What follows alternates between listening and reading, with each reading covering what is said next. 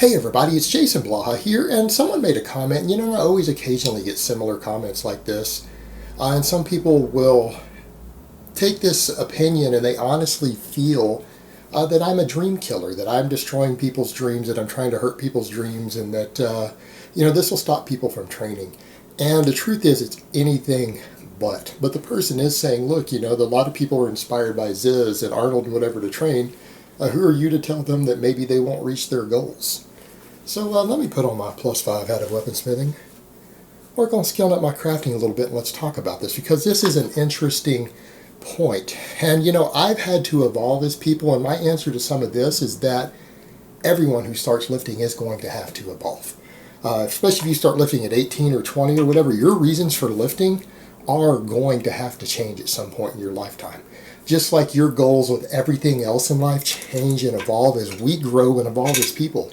And you know what? That's a continual process.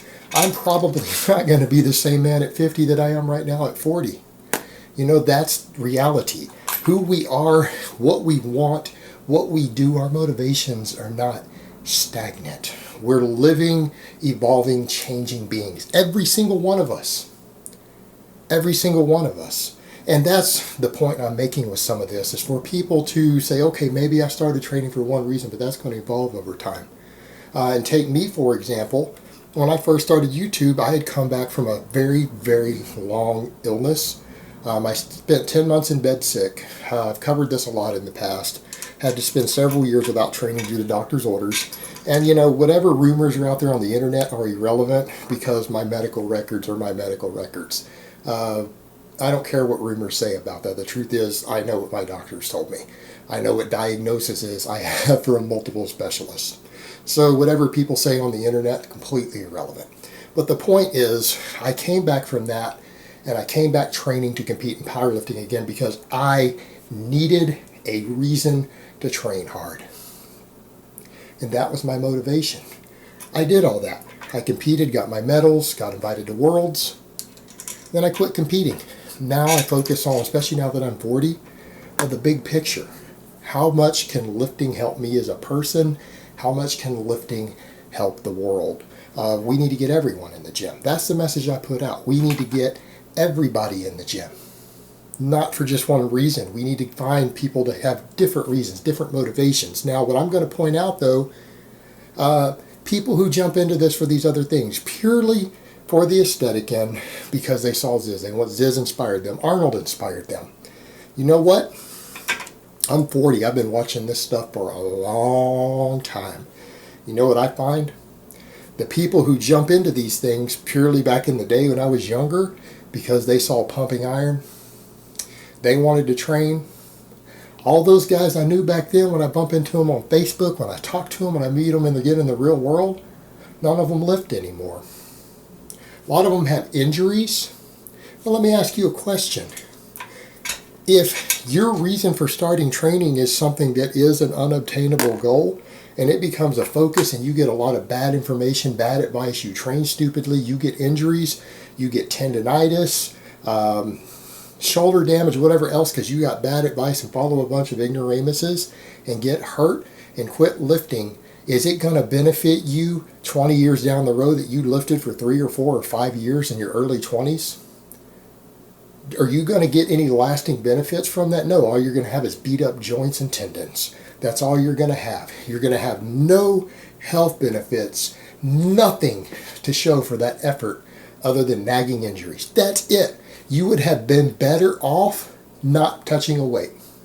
I'm just going to call it frankly like it is. People who jump in and they get bad advice and they get motivated for some unobtainable goal and they try to push too hard and get to some crazy goal that's outside of their reach because it was never realistic to begin with, such as you're going to look like Arnold without steroids, or even most guys are going to look like Arnold with steroids. All right, that's an unobtainable goal. If that was your sole motivation for training, you probably went and got bad advice from a bunch of morons. You get beat up, banged up, you have shoulder injuries that will impede your ability to exercise later in life. You quit training after 4 years. You don't have any permanent health benefits from that 10 years down the road, 15 years down the road, but you have injuries that now nag and hurt and bother you. You're worse off as a person for having done it. What I'm telling people is that's fine if that's what gets you started. But I see tons and tons of guys over the years. I even meet guys now 5 years younger than me who quit training years ago. They lost their motivation. They lost their reason to train. They trained for something unobtainable, or they got hurt and they quit. Okay, so what? So Zyzz got a bunch of guys to train. I appreciate that. I've noted that in the past. I've noted that he did have a positive influence in that regard.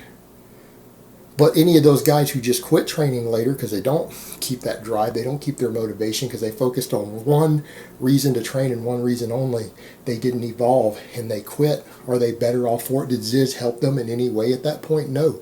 Now, if he motivated some of them and they found other reasons to continue training, they're better off for it. Now he served them a purpose. And you know what? I would say that, hey, if 20 people or 30 people out there, out of those thousands who saw Zyzz continued to train, they live longer, happier lives. Maybe they don't get cancer because they trained. They end up going on and doing good things with their lives. And he helped 20 or 30 people in the long term with that. Then I would say, hey, that's fantastic. Zyzz made a change in the world. If that he has that effect, then he changed the world for the better for him having been in it. No matter what our opinions of him personally, because he improved the lives of some people in the long term in a meaningful way. Now, just inspiring a bunch of people to start lifting who then quit, that's not going to help. It's the ones that stay. It's the ones who stick it out. That's the ones that matter. And that's what I want to get people to understand. I'm not killing dreams. I'm telling guys, okay, you came in the gym. You started training for whatever reason. All right, maybe that reason isn't your goal anymore. Maybe it's you realize it's no longer attainable. Evolve as a person. Realize that there is more to training. There's more than one reason to exercise. For one person, they start training because they want to play football. But and you see that. How many guys started playing high school football, started lifting, and they never touch a weight again after they graduate when they don't get a scholarship? Most of them. But some of them continue on. Same thing for someone who gets inspired by Arnold or Zyzz or whoever else. Some of them continue on. Some of them continue on training. And that's the point. I want to get more people to continue training. And that means helping those people understand that there are life-changing benefits to training that are more than just your abs or your bicep peak, or more than just your ability to play football in high school. Once you start training, there are very good reasons out there. You've got to find those reasons yourself. I would say just the cancer, diabetes, and everything else that gets reduced by lifting weights should be worth it for everyone. But that's not good enough for everyone. I would tell people, find new reasons to keep training and continue to seek good knowledge, good advice. Don't train stupid. If you realize that a goal that you have is going to hurt you if you try to follow through with it, you say you do decide you want to look like a given bodybuilder, then you realize you're going to have to take a ton of drugs. Step back and say, hey, wait a minute. Is this good for me? Is this really worth it to me? Is this the life I want to live, or do I need to find another reason to train? When I realize I can't look like Dallas McCarver without a $3,000 a month drug bill. All right, well, that's fine. Find another reason to train. Evolve as a person. Evolve as a person. Don't get caught up in the bullshit and the traps in this industry that have you buying tons of worthless products. Don't fall into the traps of getting involved in stupid-ass training programs and methods and protocols that are going to hurt you. This is a lifestyle. Training, exercise, fitness is a way of life. It is a lifestyle. And it's a lifestyle for people who are looking at the big picture in the long term. And you know what? Your motivation can be whatever. I want to feel better. I want to look better. Hey, you know what? If you lift weights and work out, when you get to 35 or 40 or 50, you're going to look better than 95% of the guys out there with your shirt off. You know what? You're also probably going to be more confident. You're going to be more attractive. And that confidence from your exercise and training might not just be about girls. Look at the big picture here, guys. That confidence can carry over into other respect that you get when you are confident and you're in a room full of other guys. Other men notice that. You get respect. You know what? That can affect you in business. That can affect your money. All right? That can carry over to a lot of other things in life. Even the discipline of lifting, as long as it becomes a lifestyle and not a stupid obsession for you, can help you in other ways. All right, there are a lot of really, really good reasons to exercise, and the data is overwhelming as far as everything from cancer to retaining better memory as we get older. Lifting weights and exercising and training can affect these things. It's measurable and it's big. It is a massive effect. And the science is showing that more and more. So when you really start looking at this, it becomes important that we find meaningful reasons to train. And that we don't get fixated on just that one thing, that one goal, and then lose interest when we realize that we've kind of been suckered in and conned into something that might not be possible. And that's the point I'm making. It's fine if you start out that way. That's okay. That's okay because it got you in the gym. And if it gets you in the gym and moving in the direction of positive change, as long as you realize that you're started on a path of positive change and you don't let it lead to self-destruction, which is what a lot of this physique shit does in the long term, the excessive dieting too lean, then the drug abuse and everything else, it can become very destructive very, very quickly.